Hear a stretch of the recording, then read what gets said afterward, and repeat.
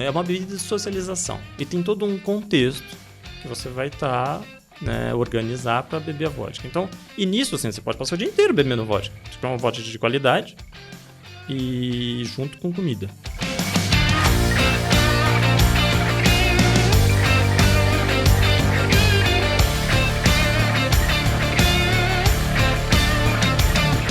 Olá, seja bem-vindo, bem-vinda a mais um episódio aqui da nossa trilha da Casa da Matrona, a casa da Good Vibe, boa mesa e gente do bem. E pra gente começar esse bate-papo hoje, a gente trouxe aqui o Sérgio Lessa, ele que é sócio da Sputnik Commercial e Consulting, especializados em negócios e cultura do leste europeu e Ásia Central. Eles importam uma vodka, gente, muito especial, a Kalashnikov. Cara, obrigado por você ter aceitado aqui vir bater esse papo comigo e levar um conteúdo relevante pro pessoal que acompanha aqui o canal. Eu que agradeço. Incrível o espaço aqui de vocês. Obrigado, obrigado.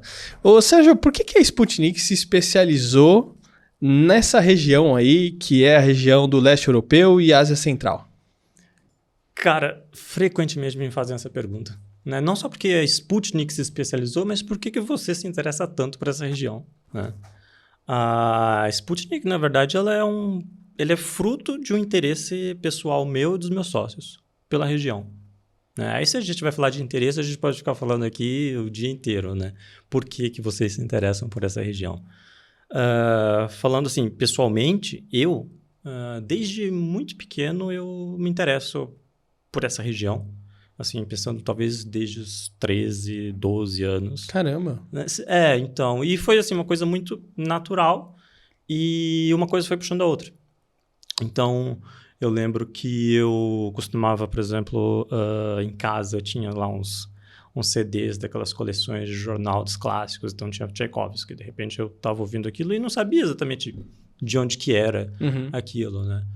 E eu lembro de ouvir essas coisas e depois o interesse pela música também puxou o interesse pela literatura, já um pouco mais velho. Na escola também, às vezes, as matérias de história me interessavam bastante, quando falavam da região, das guerras, etc. Então, uma coisa foi puxando a outra. E eu fui... Depois, com uns 18 anos, mais ou menos, eu comecei a estudar russo. Fiquei estudando russo alguns anos, 3 anos, 4 anos. E eu fui para a Rússia depois disso. Depois de ter feito a faculdade aqui e tal. E eu fui para a Rússia e vivi lá um tempo, alguns meses. E a partir disso, eu fui conhecendo muita gente na Rússia. Né? Porque eu fui para a Rússia assim, num esquema muito de ir ver como é, assim, nada turístico. Então, eu conhecia pessoas mesmo, o povo, dia a dia. Né? E eu fiquei bastante tempo lá e viajando muito dentro do país. E eu conheci bastante gente, contatos. Depois eu voltei outras vezes, conheci mais gente. E a partir disso aqui, conversando com as pessoas que depois se tornaram meus sócios, a gente pensou, por que não tornar essa experiência, né, esses contatos, foram contatos interessantes que eu fiz lá, por que não tornar isso um negócio? Né? Quando eu tinha voltado da Rússia, eu fiquei recebendo algum tempo aqui mensagens de pessoas que eu tinha conhecido lá, pessoas interessadas em fazer negócios no Brasil, e por que não conhecer ninguém aqui, porque não conhecer o ambiente brasileiro, essas pessoas perguntavam, não, mas como é que eu posso levar um produto para o Brasil? Como é que eu posso comprar alguma coisa do Brasil? Perguntavam coisas referentes a uma legislação, um ambiente de negócios no Brasil, enfim, gente interessada em fazer negócios no Brasil. E eu tentava ajudar. Assim, inicialmente não era um negócio, e percebendo que havia essa demanda, você tinha uma oportunidade ali, né? Tinha uma oportunidade, justamente. Então, percebendo que havia essa demanda, a gente pensou, por que a gente não faz uma empresa para fazer isso que, de certa forma, a gente já está fazendo? Né? Em uma escala micro, claro. Daí surgiu a ideia da Sputnik. Então, a gente tem a Sputnik Comercial, que é basicamente uma empresa de comércio exterior e consultorias também, né, no leste europeu. Consultorias comerciais, mas não só. Por exemplo, a gente presta consultorias para empresas, mas também a gente pode prestar consultorias para pessoas físicas.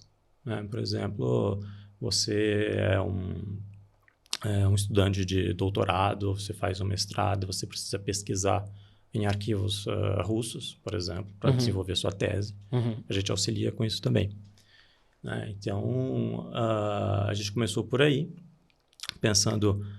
aproveitando essa oportunidade que já estava aparecendo para a gente, né? Transformamos isso num negócio. E, aos poucos, a gente foi percebendo outras particularidades de se fazer negócio com a Rússia. Né? E daí a gente, então, entendeu que o modelo russo de se fazer negócios ele é um tanto diferente. Né? A cabeça do empresário russo ela funciona um pouco diferente. Em qual aspecto? Então, por exemplo, o russo que hoje está nos postos de comando nas empresas russas, ele é um cara de uma outra tradição. Uma tradição soviética de fazer negócio. Primeiro, assim, ele tem muita facilidade em fazer negócios no ambiente regional dele. Né? Aqui a gente está falando de todo o ambiente pós-soviético que compreendia o Império Russo. Né? Então, desde ali da Moldávia até o Cazaquistão. Né? São países de ligação forte histórica com a Rússia. Ele se movimenta muito bem nesse ambiente. Mas quando ele precisa ir além dessas fronteiras, esse empresário ele se depara com problemas muito peculiares. Primeiro que esses tomadores de decisão geralmente não falam inglês, não compreendem bem a forma de se fazer negócios fora do ambiente dele. Né? Porque entre esses países, de uma certa forma, a maneira de se fazer negócios hoje ainda é um tanto semelhante à maneira de se fazer negócios antes, que ele estava acostumado na ideia do bloco, né? do bloco soviético. Então, quando ele precisa ir para além das fronteiras, e agora isso está acontecendo muito, né? Porque eles precisam buscar novos mercados, né? Uma vez que a Europa está fechada para eles, os americanos estão fechados para eles. Eles precisam se lançar em mercados muito distantes. Eles se deparam com questões ali que realmente, às vezes, acabam ou atrasando muito ou até mesmo inviabilizando os negócios. Né? A gente está falando, por exemplo, de formas de pagamento que eles não estão acostumados. A gente está falando às vezes, o contato mesmo.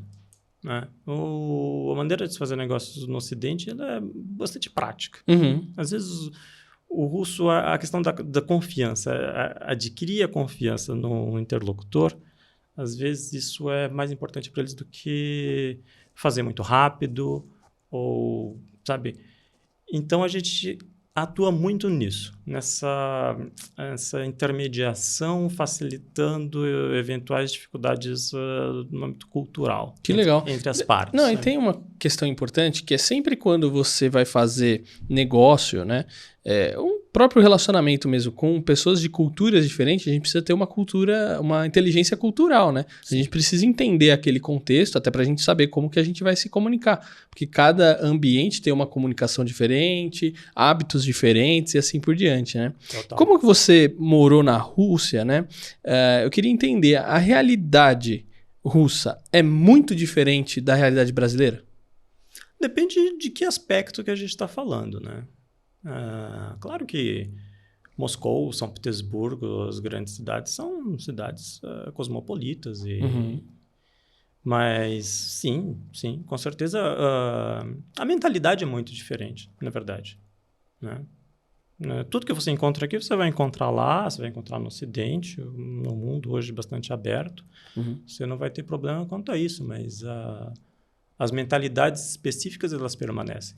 Então, a maneira que você vai ter uma conversa com o russo, necessariamente ela vai ser diferente da maneira que você vai conversar com o americano, com o europeu. Na verdade, nesse sentido, a gente acaba sendo um pouco mais semelhante. Digo, nós brasileiros e eles. Né? Que a gente costuma pensar muito no russo como um sujeito mais frio, mais... É exatamente isso que eu ia te perguntar. Então. Né? Porque Porque quando a gente vai se relacionar com alguém, a gente sempre tenta entender como é que é aquela pessoa, né? E o brasileiro, por exemplo, ele tem muito de querer abraçar, cumprimentar, beijar, é muito, né, espalhafatoso e tal, Sim. né? É aquela coisa, o jeito latino, né? Vamos dizer assim, muito caloroso. Como é que é o russo? Eu diria que o russo ele pode ser muito mais semelhante ao latino. Eu diria que sim, que o russo, na verdade, ele é mais semelhante ao latino do que ao europeu, mas não num primeiro momento. Tá, entendi. Né? Assim, o russo ele pode ser tão caloroso quanto os povos de tradição latina, mas a partir do momento em que você se torna Um conhecido pra ele. um dos deles. Uhum. Né? A mentalidade russa de grupo social ela é muito forte. Né? Para eles é muito claro a separação que existe. Quem somos nós e quem são os outros. Historicamente foi construído assim. Uhum. Né? Um país que, se você pensar, sempre teve envolvido em guerras, em problemas de território. Então, essa mentalidade evoluiu com o povo russo. De maneira que quem eles consideram gente deles, isso ele vai tratar assim, de uma forma muito calorosa, tão calorosa quanto nós brasileiros somos. Que legal. Mas que legal. isso a partir de um segundo momento. Quando você Entendi. entra no meio social deles, do grupo deles. Entendi. Né? Num primeiro momento, não. No primeiro momento, claro, vai ser muito mais semelhante ao que é um europeu. Bacana. Ô, Sérgio, agora é o seguinte, vou falar um pouquinho de vodka. Né? Vamos A lá. vodka, ela é uma bebida nacional da Polônia e da Rússia. Há controvérsias, né? Ah, é? Sim. Claro que os poloneses vão dizer que foram eles que criaram, os russos vão dizer que foram eles que criaram. Claro que historicamente é muito difícil de você definir exatamente de onde veio isso. Mas é que, bom, a Polônia e a Rússia, se pensar a vodka é século XVI, XVII, talvez, enfim, não vou me arriscar aqui em falar sobre datas, mas a Polônia e a Rússia, por grande período, as fronteiras não eram muito bem definidas.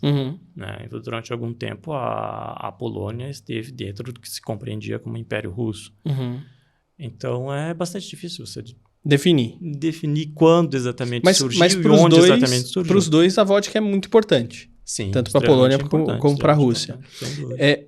Como que é no dia a dia deles essa questão da vodka? Né? Porque aqui, por exemplo, a gente tem muito caipirinha, talvez cachaça, que é uma coisa, né, extremamente nacional. Né? Como é que eles lidam com a bebida lá no dia a dia? É tipo o café? Tipo assim, você chegou aqui, você toma um café. Lá a gente chega em algum lugar e toma um copinho de vodka?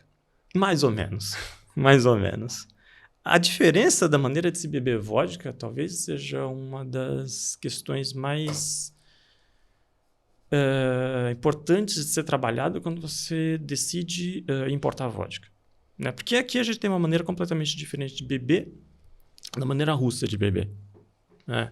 Então, as vodkas que a gente tem aqui, e no mercado europeu também, são vodkas basicamente para você fazer drink.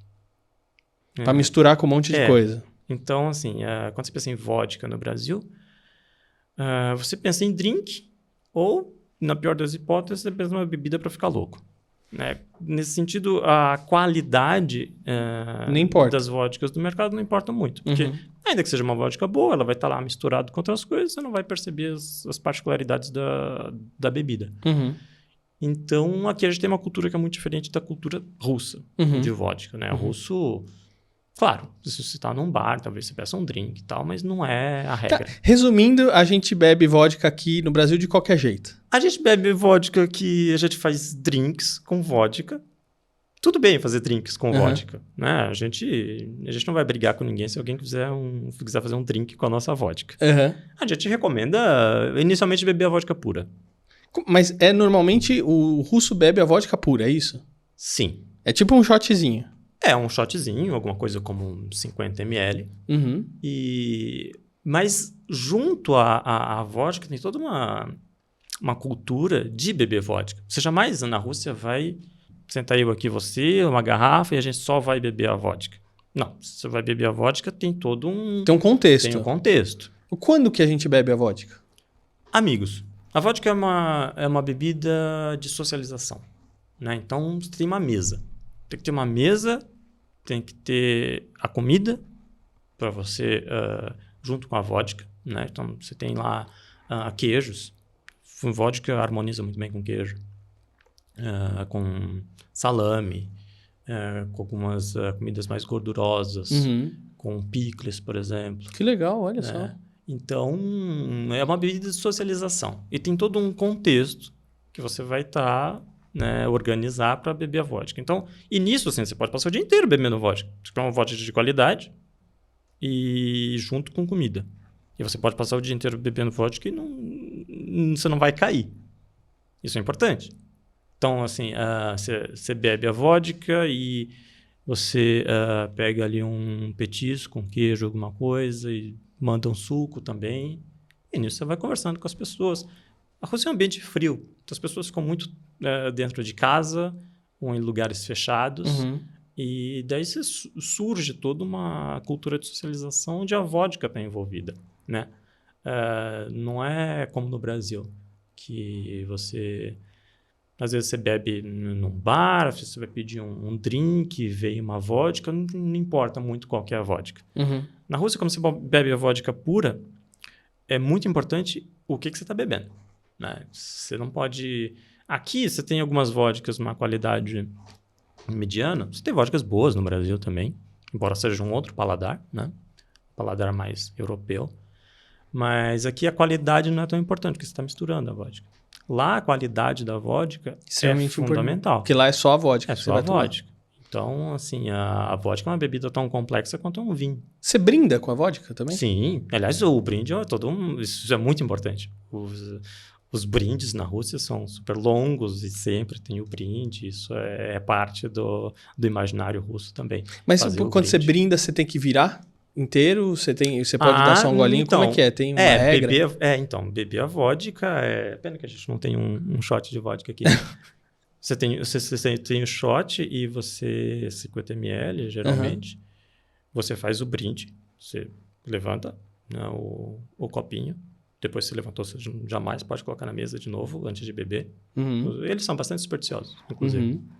E você faz o brinde e toma de uma vez só. Recomenda-se, antes de beber, você solta o ar, né? Faz assim, para você não misturar álcool com ar, porque isso... Olha só que interessante. Então, você bebe, antes de beber, você soltou o ar, bebeu de uma vez só, colocou o copinho de shot na mesa e ou você toma um suco, ou você pega um queijo, uma coisa entendi. assim. Aí come e tal. Legal. Tem essas etapas. Que legal, que legal. Você já viu alguma situação na Rússia, tipo, sei lá, alguém quebrando algum tipo de protocolo quando fosse brindar ou tomar vodka, alguma coisa assim, que, tipo, virou alguma coisa estranha? Então, assim, o cara brinda, assim, em vez de tomar, pôs na mesa, e os caras, meu Deus, o que é isso? Não, com estrangeiros, né? Isso geralmente acontece. Com os russos não, porque eles estão inseridos nesse ambiente. Mas eles ficam muito bravos?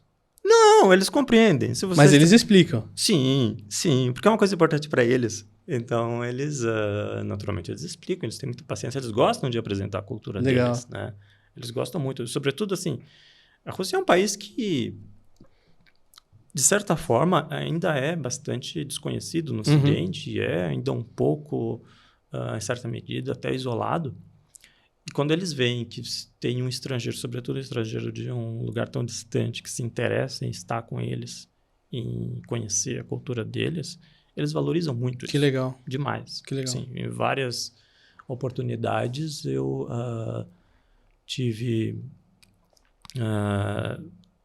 escapei, inclusive, de problemas por ser brasileiro.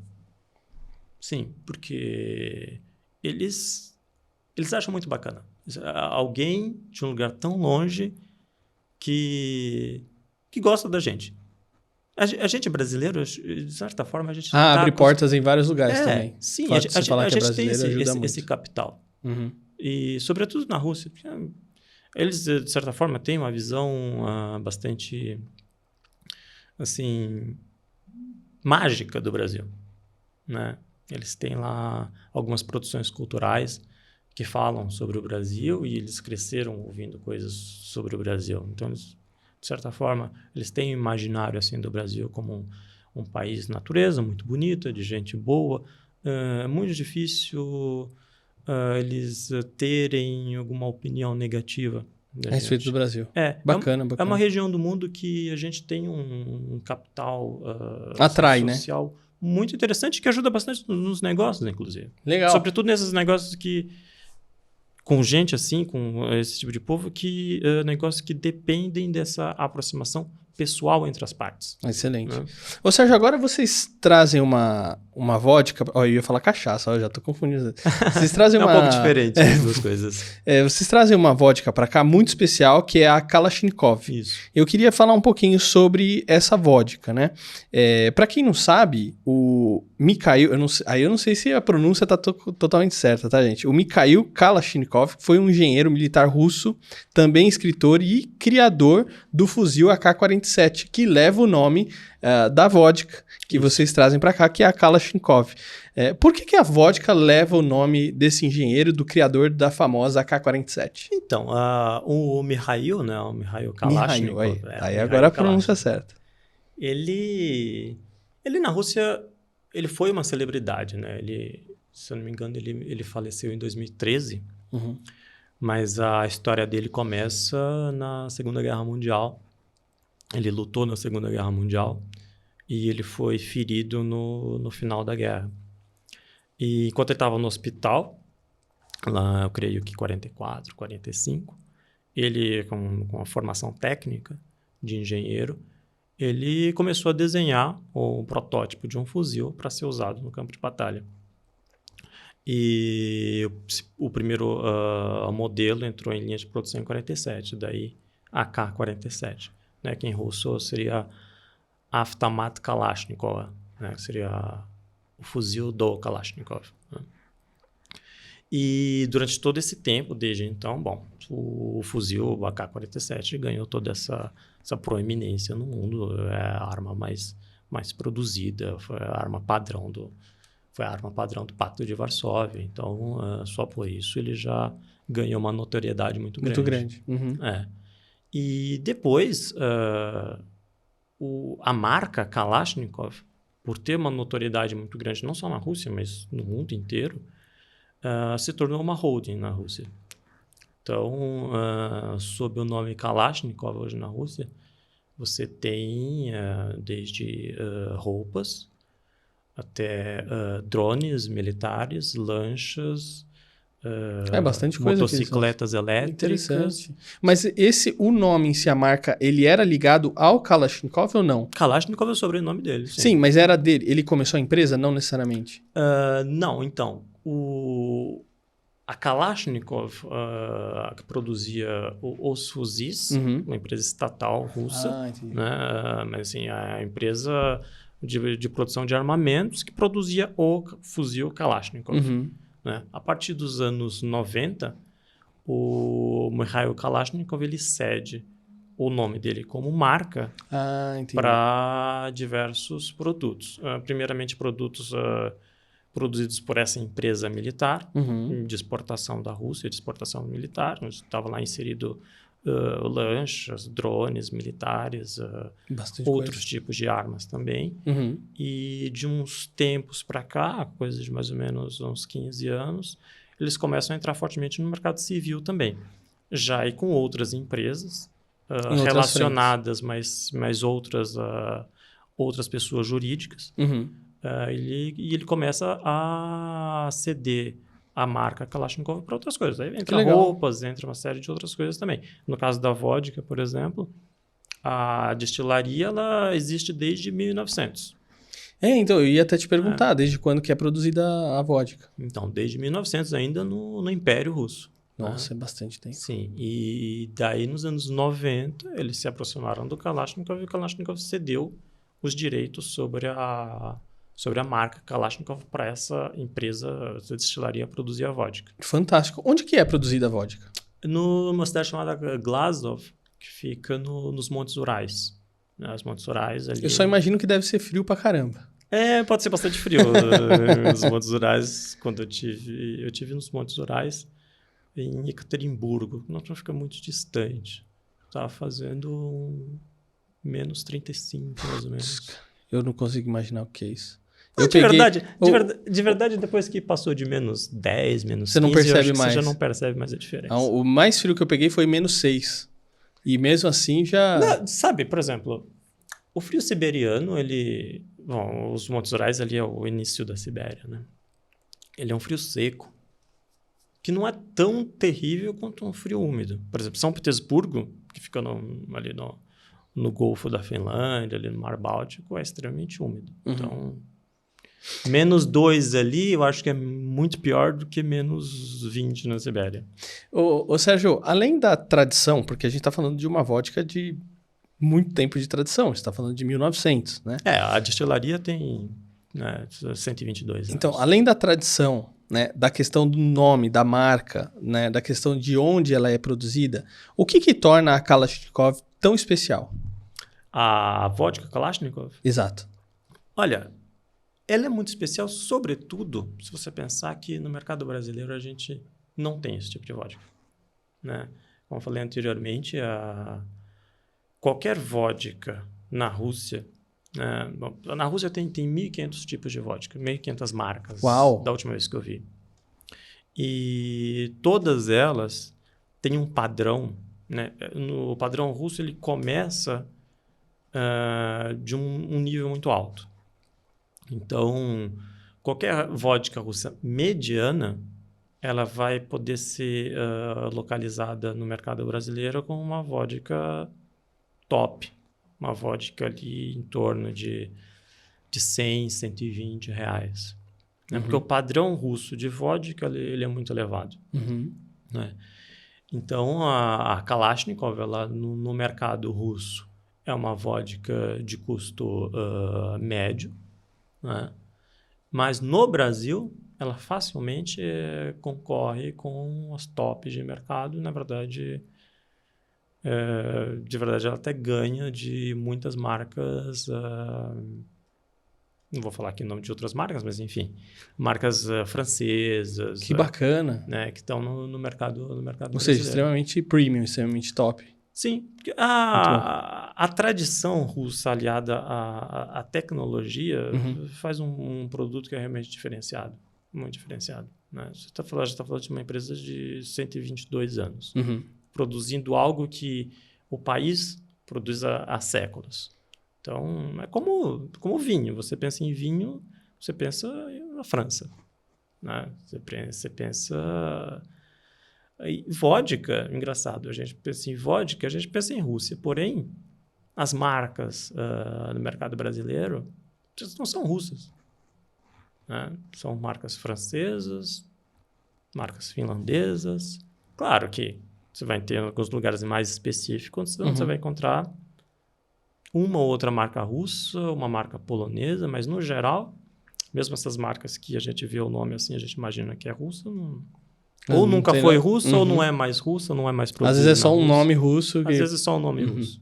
Ô Sérgio, agora é o seguinte, você tem experiência, né, que você morou na Rússia, conhece muito bem, conhece o idioma, a cultura, trabalha com essa parte de exportação e tudo mais, é especializado nessa região.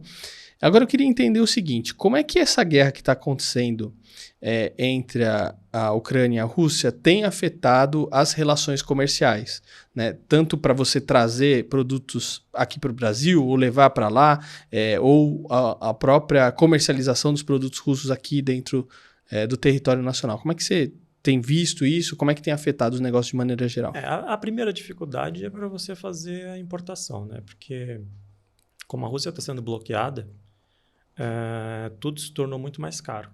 O frete, o seguro, né? Isso dificulta muito. Sobretudo se você pensa que você está pagando tudo em dólar e quando você chega aqui os impostos você vai pagar os calculados em dólar também. Isso dificulta muito, muito mesmo. Então, por exemplo, o preço de trazer um container, ele triplicou, quadruplicou. Né? Isso já vinha de um problema anterior, que era da pandemia, né? Que já tinha encarecido muito os custos do mercado de exportação e importação. Depois disso, ainda vem a guerra. né? Então, sim, trouxe muitos problemas, mas é possível. A vodka é um produto que tem uma margem boa, né? Porque na Rússia, na fábrica, o custo não é alto. Ele fica alto depois que você traz para cá, você tem toda uma carga muito grande de impostos e, claro, hoje o frete está mais caro e o seguro está mais caro. É mais difícil de você encontrar frete, então você passa um tempo muito maior para você conseguir consolidar uma carga. Mas dá para trazer, sim, sem problemas. E a gente tem na empresa, a gente já optou por fazer uma aproximação paralela com as representações diplomáticas russas. Uhum. Né? Então, isso às vezes acaba facilitando também na hora de você se desvencilhar desses problemas. Porque, bom, os caras se depararam com esse problema, né, do bloqueio da Rússia e eles se prepararam para isso também. Uhum. Né? Então, os russos têm maneiras alternativas de viabilizar o comércio e a gente está trabalhando, isso não vai ser um problema, não.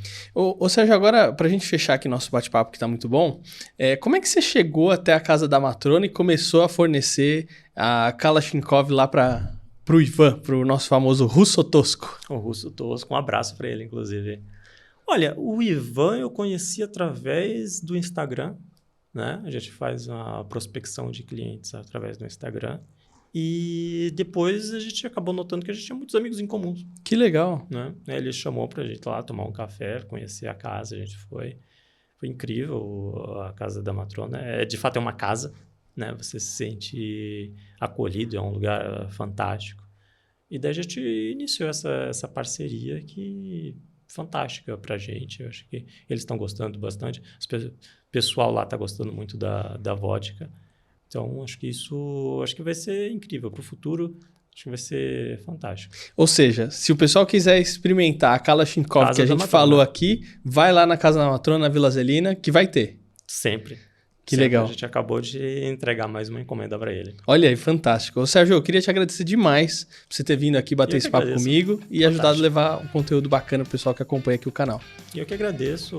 Um abraço pro Ivan e estamos à disposição. E olha, eu espero que você também tenha gostado desse episódio. Continue acompanhando aqui a trilha da Casa da Matrona, a casa da Good Vibe, boa mesa e gente do bem. E não esquece aí de deixar o seu like, o seu comentário e se inscrever no canal. E eu vejo você no próximo episódio. Até a próxima. Valeu, Sérgio! Obrigado.